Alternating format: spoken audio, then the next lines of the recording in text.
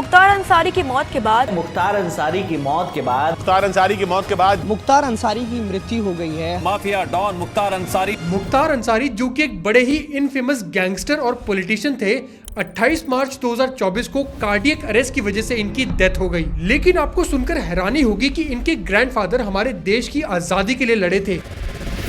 तो फिर अब सवाल ये है कि मुख्तार अंसारी कैसे क्राइम की दुनिया में आए, इनकी पॉलिटिक्स में एंट्री कैसे हुई और इनके खिलाफ क्रिमिनल केसेस का क्या हुआ, सब जानेंगे आज की इस वीडियो में।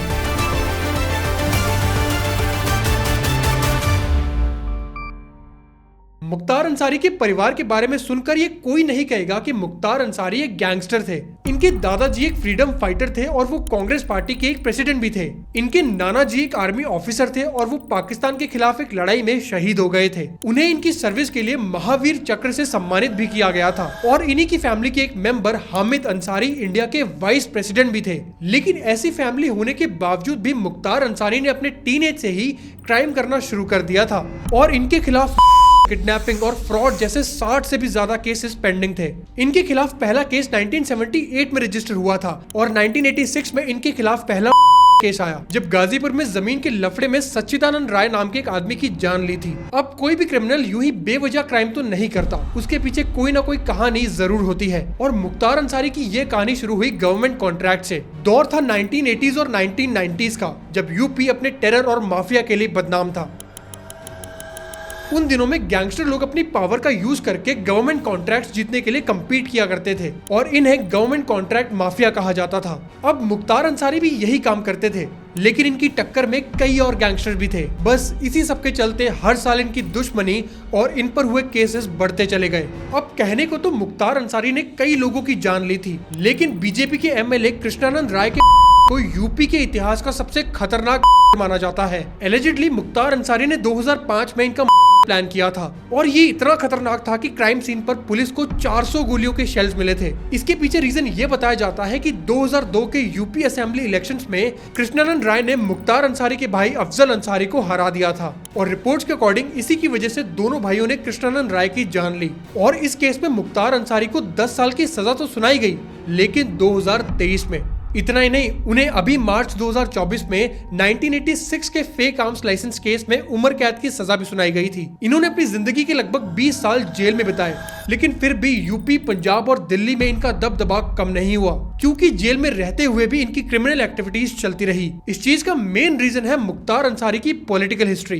क्राइम की दुनिया में अपना नाम बना चुके मुख्तार अंसारी ये जानते थे कि पॉलिटिकल पावर होना कितना जरूरी है। इसीलिए क्राइम के साथ साथ इन्होंने 1996 में अपना पॉलिटिकल करियर शुरू किया था बहुजन समाज पार्टी के साथ। अगर किसी गरीब और मजबूर को सताया जाता है तो आप कहिए बेटा उनका पंजा मरोड़ने का काम करता है। मुख्तार अंसारी ने यूपी में मऊ डिस्ट्रिक्ट की सीट के लिए इलेक्शन लड़ा और कमाल की बात तो ये थी कि ये एमएलए बन भी गए। इसके बाद ये 2002, 2007, 2012 और 2017 में भी अलग अलग पार्टी से मऊ की सीट जीते। मतलब अर्ली 2000 से ही जेल में होने के बावजूद भी मुख्तार अंसारी ने इलेक्शंस लड़े और लगातार 5 बार एमएलए भी बने। और ये बात बिल्कुल भी हैरानी की नहीं है, क्योंकि इंडिया में पॉलिटिक्स और क्राइम की खास दोस्ती तो है ही। यहाँ इलेक्शन में कॉन्टेस्ट करने वाले काफी कैंडिडेट्स की क्रिमिनल हिस्ट्री होती है और फिर भी वो सभी किसी न किसी तरीके से जीत ही जाते हैं। एडीआर के डेटा के अकॉर्डिंग 2017 में यूपी असेंबली पोल्स में इलेक्ट हुए सभी कैंडिडेट्स में से 143 कैंडिडेट्स के खिलाफ क्रिमिनल केसेस रजिस्टर्ड थे। और मुख्तार अंसारी का इन्फ्लुएंस तो इतना ज्यादा था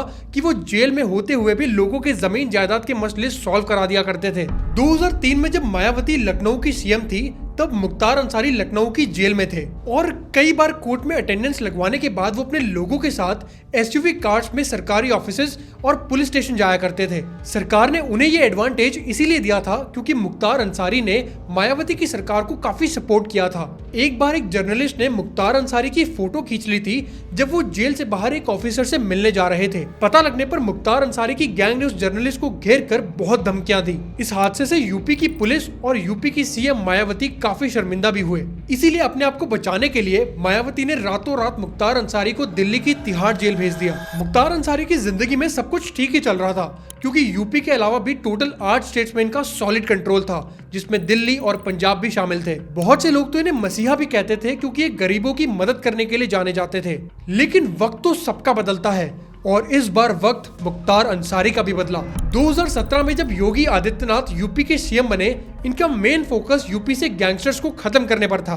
इस माफिया को मिट्टी में मिला देंगे। योगी सरकार ने 78 लिस्टेड क्रिमिनल्स पर कार्रवाई करना शुरू कर दिया और मुख्तार अंसारी भी इनमें से ही एक थे। मुख्तार अंसारी के खिलाफ पहला केस तो 1978 में रजिस्टर हुआ था, लेकिन इसके 44 साल बाद इन्हें पहली बार अपने किसी क्राइम के लिए गुनहगार साबित किया गया। 2022 से लेकर 2024 तक मुख्तार अंसारी 8 क्रिमिनल केसेस में कॉन्विक्ट हुए, जिनमें से 2 केसेस में इन्हें उम्र कैद की सजा भी सुनाई गई।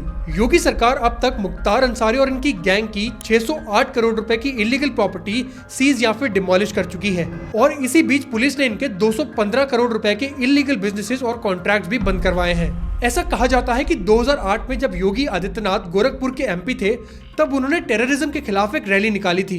इसी रैली में योगी आदित्यनाथ और इनकी 40 कार्स पर हमला हुआ था, जिसमें यह माना जाता है कि इसमें मुख्तार अंसारी का हाथ था। योगी आदित्यनाथ ने उस टाइम पर आखिरी मोमेंट पर अपनी कार बदल दी थी, जिससे कि वो बच गए थे, लेकिन इन्होंने तभी फैसला किया था कि वो ऐसे गैंगस्टर्स को यूपी में बिल्कुल भी नहीं रहने देंगे। अपने आखिरी दिनों में मुख्तार अंसारी यूपी में बंडा की जेल में थे और 28 मार्च 2024 को इन्होंने जेल में अपनी आखिरी सांसें ली। इनकी फैमिली का तो ये कहना था कि इन्हें स्लो पॉइजन दिया गया था, लेकिन पोस्टमार्टम की रिपोर्ट से ये साबित हो गया कि इनकी मौत हार्ट अटैक से हुई थी। तो ये थी कहानी मुख्तार अंसारी की, जिनका नाम इंडिया के सबसे बड़े गैंगस्टर पॉलिटिशियंस की लिस्ट में हमेशा रहेगा। आपका मुख्तार अंसारी जैसे लोगों पर क्या सोचना है, मुझे कमेंट्स में जरूर बताना। मिलते हैं नेक्स्ट वीडियो में।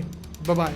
अगर यही जुर्म है, यही गुनाह है, मुख्तार अंसारी इस गुनाह पे नाश करता है और मुख्तार अंसारी इस बात का ऐलान करके कहता है क्या जालिमों कान खोल कर सुन लो, जब तक तुम नहीं मानोगे मुख्तार अंसारी तुम्हारे जुर्म का पंजा मरोड़ता रहेगा। मुख्तार अंसारी तुम जालिमों से मुकाबला करता रहेगा।